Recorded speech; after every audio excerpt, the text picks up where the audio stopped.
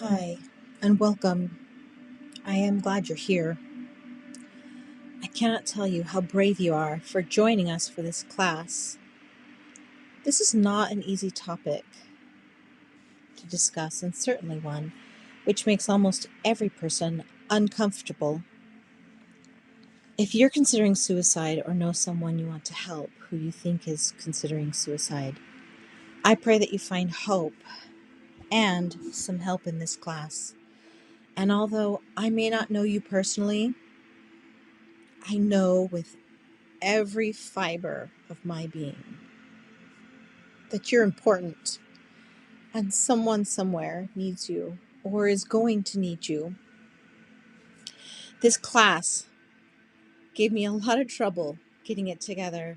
I kept feeling like the information wasn't right, the tone of the meaning wasn't right, and I pray that this class comes across helping you understand that you are important. If you feel like you cannot get through life anymore, please go to the nearest emergency room.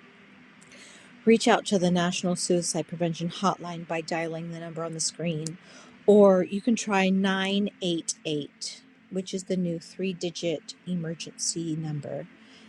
And it's supposed to be available statewide July 16th, 2022. You can also find help if you're a veteran with a line specific to your needs. There are many more help services out there. If you do a general search on the web, you can find those. For those of you watching this class because you want to help someone, please understand that speaking with someone about suicide does not increase the likelihood that a person will act on suicidal feelings. In fact, it can do quite the opposite. Now, there are so many causes for suicidal thoughts, and each of them are as individual as each one of us.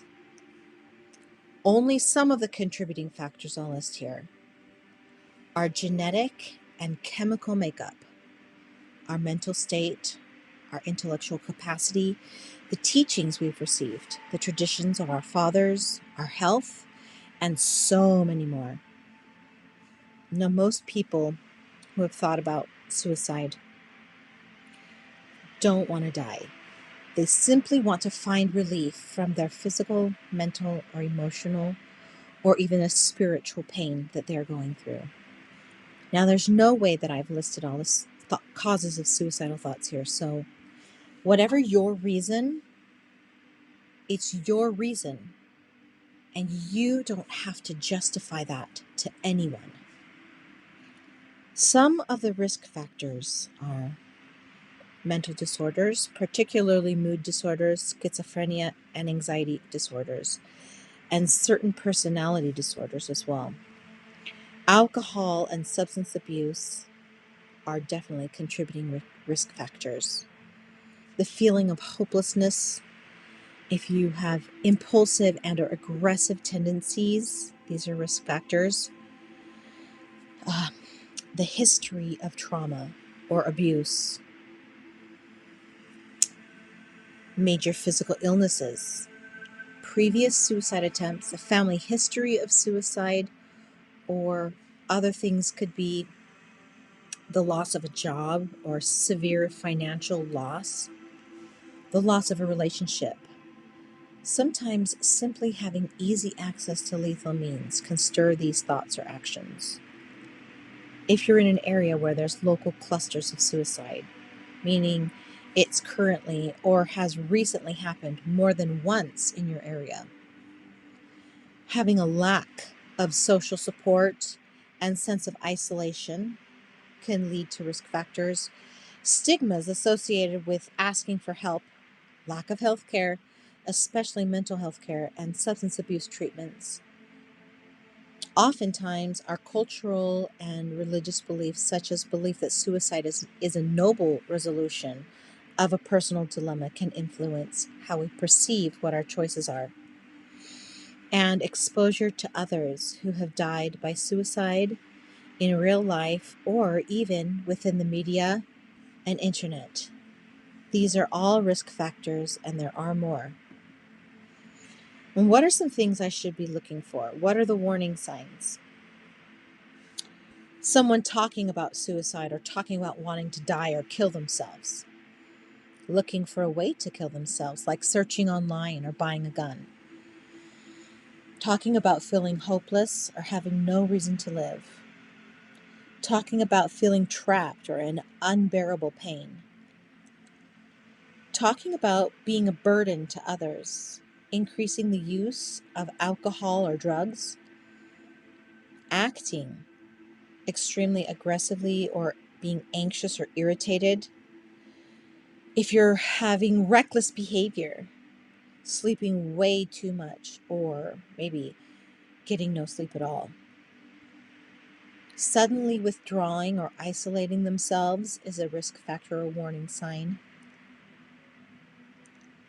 Showing rage or talking about seeking revenge and having extreme mood swings. Now again, this list is not inclusive, but it's a good place to start when looking for warning signs. A man named Elder Dale G. Renlund from the Church of Jesus Christ of Latter-day Saints said, "The oldest sectarian notion that suicide is a sin and that someone who commits suicide is banished to hell forever is totally false." Now, from an interview by Morgan Lee, who was a contributor for Christianity Today, interviewed a Mr. Al Shu, who had lost his father to suicide, stated, quote, "We often assume that suicide is an unforgivable sin and those who die by suicide automatically go to hell. That is a misconception that believes in a transactional view of sin and forgiveness, meaning if we don't confess the sin of suicide after it takes place, it can't be forgiven. But that idea," he goes on to say, "that idea comes more from Augustine and medieval theology than in the Bible. Scripture," he says, goes on to say, "Scripture does not actually say that suicide separates us from God for eternity." And another way to look at this is, according to the Catholic Digest, the Catholic Church teaches, quote, "Suicide is an action that runs counter to the proper love of self, as well as the love of God, the giver of life. We are stewards of our lives, not owners. Pity, not condemnation, is the response of the Catholic Church. The Church still teaches that there is a hell, but leaves it to God who decides who should go there," unquote. I'm going to quote one Bible verse from Romans chapter 8, verse 37. This is the Apostle Paul. He says, quote, "We are more than conquerors through him who loves us," unquote. Which means Christ has already conquered all. So we can too if we rely on his strength and love. One of the most inspiring talks I have heard on the topic of mental health suffering and abuses, including suicide, is by a man of Christ called Elder Patrick Kieran, called "He is Risen with Healing in His Wings." Now, I can't quote everything that I heard in that talk because so much of it was so uplifting and inspiring. I challenge you to watch or listen to this talk on YouTube. Now, from a wonderful podcast called She's Simply Amazing with the host Carrie Brinton. In the episode called Self-Worth versus Self-Confidence with Tiffany Peterson, she states, "You are worthy and deserving simply because you exist. It is eternal. You cannot earn it, hustle it, or demean it." And the host, who is Carrie Brinton, asks, quote, "What are you worthy of?" unquote. And Tiffany Peterson states, quote, "What I mean by you are worthy is that your needs matter and your value matters," unquote. I thought that was amazing. Going back to what she said, "You are worthy and deserving because you exist. It is eternal. You can't earn it." I thought that That's just awesome. You can't earn worth. It is given to you at birth. It doesn't matter if you feel you're worthy of this gift. You can't earn it. It was given to you. So hold on to that thought there. Tiffany Peter goes on to say, quote, feelings are fact. I'm sorry. They are not fact. Feelings are not fact. She says they are feedback. I love that. So often we think that what we feel is the truth about whatever the situation is, when really the emotions are just the byproduct of what happened. So whatever it is you're feeling right now, it's the product of something that happened, either recently, or maybe it's something which happened a long time ago and you just got stuck in the emotion of it, which means there is hope. The hope that you can find a way out of the place that you find yourself in. The feeling of hopelessness or endless pain and suffering, feeling like you can't do anything at all or can't do anything right. Maybe you feel like it's just not worth it anymore. If you feel that way, it's okay. I want to tell you that you only need a tiny bit of hope for this to work. It's like a tiny butterfly that finds the one flower in a huge desert and know it's going to be okay. Hope costs you nothing, so just give it a try. If you're a giver of hope, bless you. You make a difference. If you need hope, take it. I give it to you freely and with a promise that if you hold on, it will be worth it. I'm not saying it's going to be easy. If you're watching this class, then maybe your life, it probably hasn't been easy. But what I'm saying is it's going to be worth it. Now, from the same podcast called She's Simply Amazing with host Carrie Britton, the episodes with Dr. Julie Hanks called Valuing Your Contribution in Life states, quote, your worth is not dependent upon your performance, unquote. So what does that mean? Well, this is the way I see it. Just because you come in last in the race doesn't mean you're worth less than the person who came in first. What matters is that you ran the race. You gained the experience of that race and all that entails. That is worth more than winning. That is the same in your life. You may not be the quote unquote winner, so to speak, but if you choose to run the race of life, you win the experiences, the good, the bad.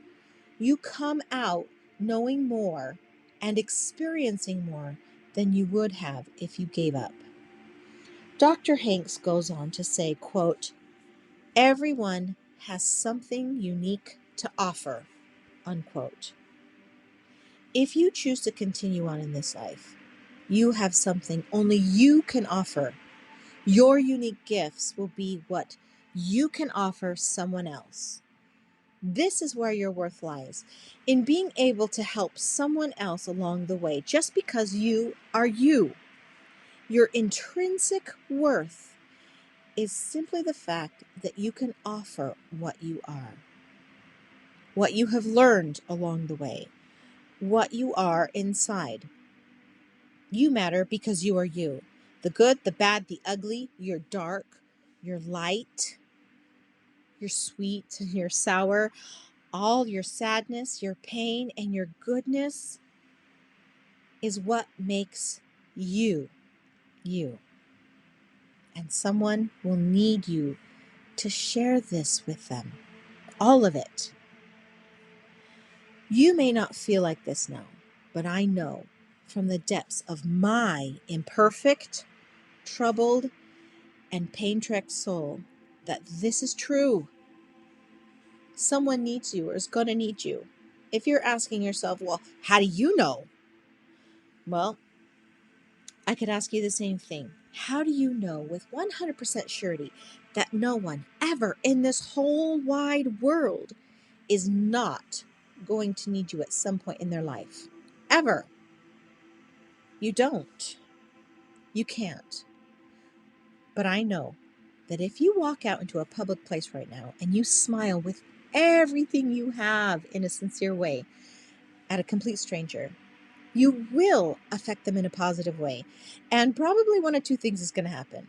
Either you are going to take them by surprise, that they will intrinsically smile back. This would be the natural thing to have happen. Or two, they will make a weird face back at you like, what the heck is happening? Either way, you win because you took them out of their expectations, which is, of course, that people we don't know usually don't smile at us in public anymore, which is, in my opinion, really sad. We should all smile at one another. It makes us feel good. Try it. Try it and email me with what happened. Let me know how you fare in this little experiment. Remember that speaking with someone about suicide does not increase the likelihood that a person will act on suicidal feelings. It can be uncomfortable for you to think about asking questions when trying to find a way to talk to someone about suicide. But these can be extremely helpful questions. The key here is, though, that you have to do it with a heart full of love, sincerity, and true intent of wanting to help. There are all sorts of helpful questions that you can ask. So listen to your inner voice and feel inspired to help lift someone. If you are on the precipice, you may be looking at it as a means to an end. However, if you would, switch your thoughts around. Think of this precipice as a new beginning. You may be feeling you are at the end of something, but if that's the case, then that means there could also be a new beginning for you. On top of everything else that we've talked about, what can I do to help myself or help someone else to try and work through the emotional turmoil of suicidal thoughts and actions? Talk to them. Provide support services such as National Hotline. Reducing access to the means of self-harm. This could be locking up a gun or removing any kind of prescription or even non-prescription drugs from your house. Following up and following through with someone can greatly reduce the thoughts or actions of suicide. Some other means to help yourself or someone else through this process is to give them a way to list, and yes, I mean physically list on a piece of paper or in your phone, some good things that are in your life right now. Now, I know you may be in a place right now where you are saying, there is nothing good in my life. And I get that. Oh man, do I get that?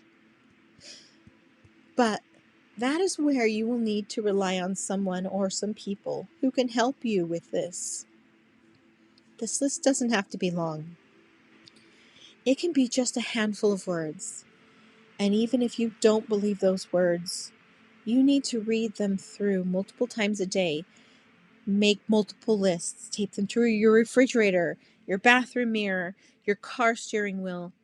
This way they can stay forward in your mind and give you the opportunity to see them come to light and become truth in your life. Another thing to think about: the food you're putting into your body can and will affect your mind, your mood, and emotions in a huge way. Changes is all about moderation and doing it slowly. Think about what is good, better, and best, such as lower your intake of refined sugars. Yes, I mean put that soda pop down. Lower your caffeine amounts each day by switching to decaf after that second cup of coffee, and add more raw or uncooked foods into your diet.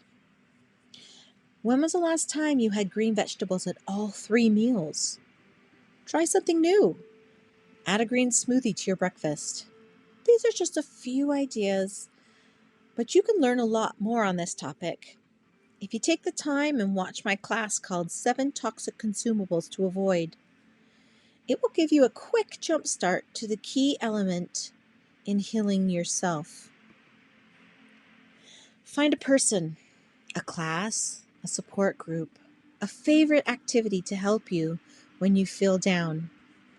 Many community centers, outreach centers, religious centers have free access to classes and care. Make a list of things you want to try, a person you can call when you're having a bad day. Use that list. It is okay to have a bad day, even after you feel like you found help and are feeling better. Let yourself be where you are. Nothing is going to be perfect. Perfection is an unattainable place.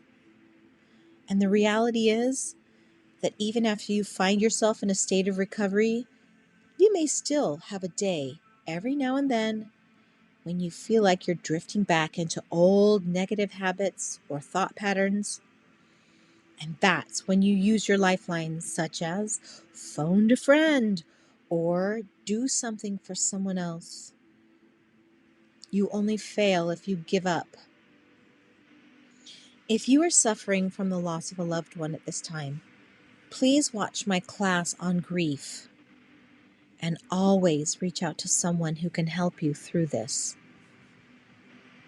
Thank you for joining us today, and I pray that you found some hope and help here. If you enjoyed this class, I have many others. Please go through them and watch them. Find the inspiration and uplifting hopefulness that you need. You can also find me on these social media sites. And always feel free to email me with questions or comments. Make sure to reference my resources pages on my blog. Go to my homepage and you'll see a resources page for mental health, self-care, and healthy living. Here you'll find both fun and helpful offers.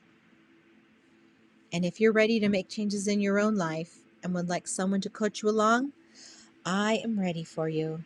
Go to my blog and click in the coaching tab for a free consultation. We will start where you are and lift you to where you want to be. And your support in subscribing is so important to help me to be able to continue providing these free classes to you. So please subscribe to my YouTube channel, Kathleen Ann Unshamed. These are the sources that I use to help support me in this class.